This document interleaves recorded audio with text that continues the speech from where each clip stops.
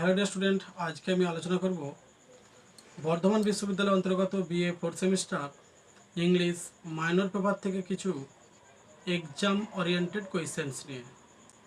যেহেতু তোমাদের tentative exam date Burdwan university প্রকাশ করেছে, তার name our casuarina tree by Toru Dutt, Indian writer.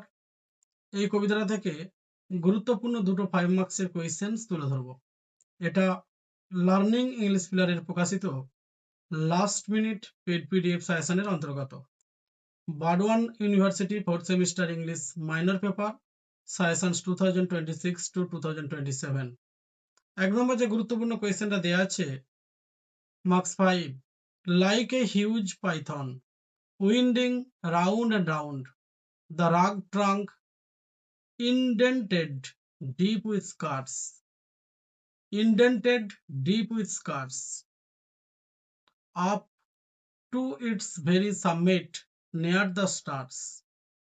Explain these lines with critical comment.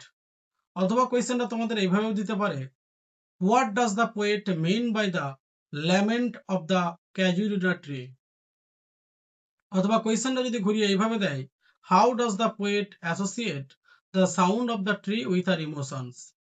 মানে কবি কিভাবে গাছটার শব্দের সঙ্গে সংযুক্ত তার আবেগ দিয়ে, মানে কবিতার আবেগ দিয়ে কিভাবে একটা গাছের সাথে নিজেকে সম্পৃক্ত করতে পেরেছে সেটা বিশ্লেষণ করতে হবে। অ্যান্সারটি, in this lines Toru Dutt describe the giant creeper that clings to the casuarina tree. Toru Dutt বর্ণনা দিয়েছে দ্য জায়ান্ট ক্রিপার, মানে দৈত্যের মতো যে গুল্ম জাতীয় লতাপাতা ক্যাজুয়ালিটি ট্রির সঙ্গে যুক্ত হয়ে রয়েছে। She compares it to a huge python, সেটাকে তিনি তুলনা করছেন একটা হিউজ পাইথনের সঙ্গে। কয়েলিং অ্যারাউন্ড দ্য ট্রাঙ্ক, অর্থাৎ গাছের ক্যাজুয়ালিটির যে গুঁড়িটা আছে সেই গুঁড়িটাকে যেন তারের মতো কুণ্ডলীকৃত আছে। The trunk itself is rough and scared, গাছের গুঁড়িটা অত্যন্ত খসখসে এবং দাগযুক্ত। ইয়ে তথাপি the tree rises with majesty towards the sky, গাছটা উথিত হয় উইথ ম্যাজেস্টি, গৌরবান্বিত ভাবে, টুয়ার্ড দ্য স্কাই, আকাশের দিকে। The imagery is highly visual and dramatic, যদিও ক্যাজুয়ালিটির যে ইমেজটা ব্যবহার করা হয়েছে সেটা অত্যন্ত visual and dramatic, giving the both tree grandeur. এবং এই ভিজুয়াল অর্থাৎ আমরা যা চোখে দেখি সেটা হচ্ছে ভিজুয়াল আইসাইট, মানে with our visual eyesight if we can জাজ the image of the tree gives the grandeur.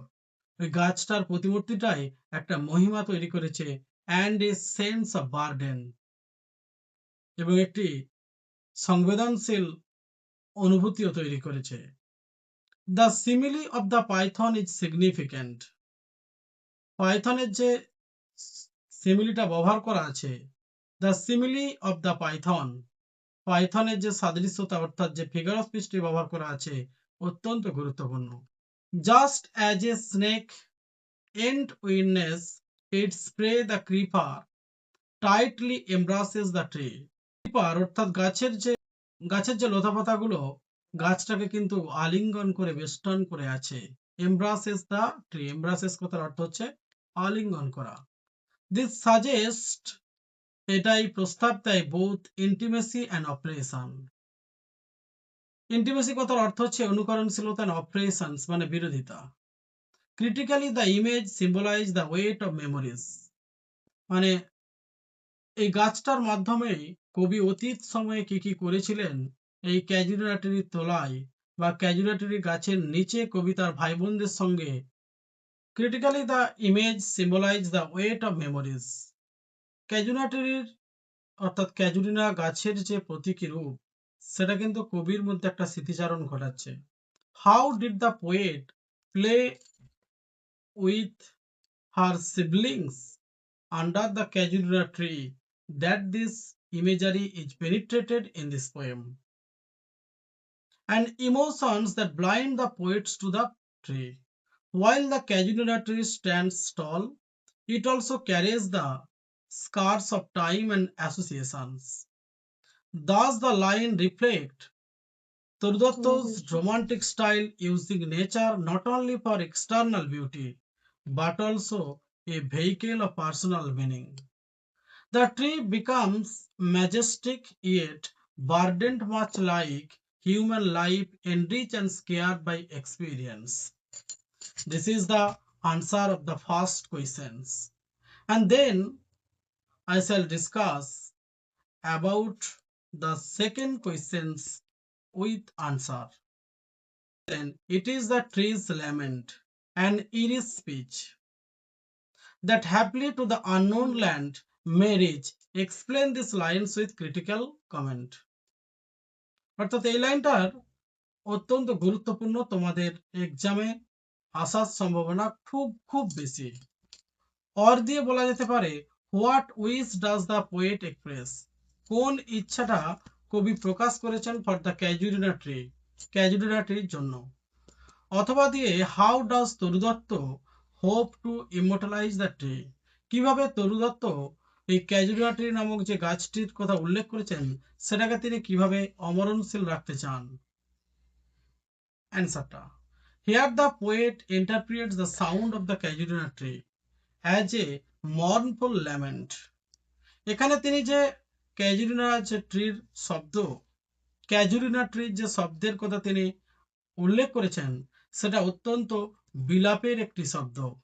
Two তরুদত্ত, তরুদত্তর কাছে who had lost many close relatives, বর্তমানে তিনি অসংখ্য নিবিড় যাদের সাথে নিবিড় সম্পর্ক সেই আত্মীয় পরিজনদের তিনি হারিয়েছেন।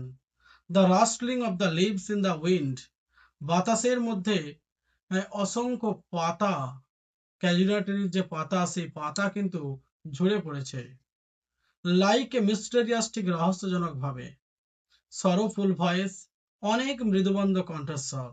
সি ইমাজিনস দিস ইরি স্পিচ, এবং এই তিনি কল্পনা করেছেন ইরি স্পিচ। ইরি স্পিচটা কি? Carrying across to the unknown land, এবং ইরি স্পিচটা বহন করেছে across to the unknown land, কবিকে একটা অজানা জায়গার দিকে নিয়ে গেছে। The world of the dead, যেটা মৃতদের জগৎ বা পৃথিবী। তাহলে actually what is meant by the expression? Here the expression's eerie speech represents to the unknown land that flows to the mind of the speaker poets Turdotto, that indicates the world of the dead. The lines are deeply emotional and symbolic. এই লাইনগুলো অত্যন্ত আবেগপ্রবণ এবং তাৎপর্যপূর্ণ। The casuarina tree becomes a living link. এই casuarina ট্রিটা একটা জীবন্ত সংযোগ স্থাপন করেছে between the world of the living and the departed. Departed means হচ্ছে ত্যাগ করা বা ছেড়ে যাওয়া। Nature sound here are not only physical but spiritual. The lament, এই যে বিলাপটা তিনি প্রকাশ করছেন, যে আফসোসটা তিনি প্রকাশ করছেন, বোথ গ্রিফ অ্যান্ড মেমরি। একদিকে কবির প্রিভিয়াস যে হারিয়ে যাওয়া ঘটনাগুলো, আত্মীয় পরিজনদের যে হারিয়ে যাওয়ার ঘটনাগুলো তিনি স্মৃতিচারণ করছেন, অপরদিকে তিনি দুঃখ অনুভব করছেন। Transforming the tree into a sacred symbol of eternal remembrance. Critically, this is a fine example of the romantic tendency to personify nature and invest it with human emotions. Just as Wordsworth heard a voice of Solomon music in nature, Turdotto hears a lament of sorrow.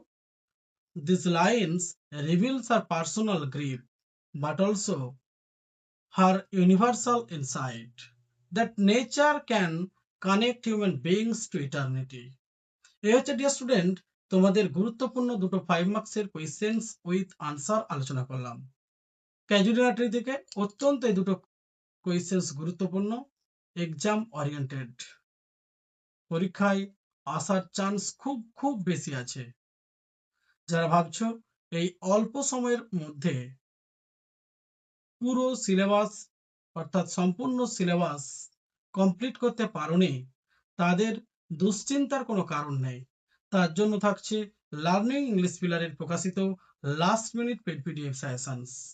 যারা purchase করতে ইচ্ছুক, নিচের description বক্সে যে WhatsApp number দেওয়া আছে 8514897926 অথবা স্ক্রিনে যে হোয়াটসঅ্যাপ নাম্বারটি দেওয়া আছে 8514897926 সেম নাম্বার, এই নাম্বারে তোমরা কন্ট্যাক্ট করতে পারো।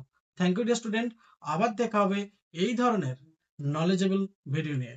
হ্যাঁ ডিয়ার স্টুডেন্ট, একটা কথা পরিশেষে বলে রাখি, যারা অনলাইন ক্লাস করতে ইচ্ছুক তাদের জন্য থাকছে অত্যন্ত একটি গুরুত্বপূর্ণ সুখবর। ইতিমধ্যেই 5th সেমিস্টারের অ্যাডমিশন প্রক্রিয়া চালু হয়েছে লার্নিং ইংলিশ পিলারের তরফ থেকে।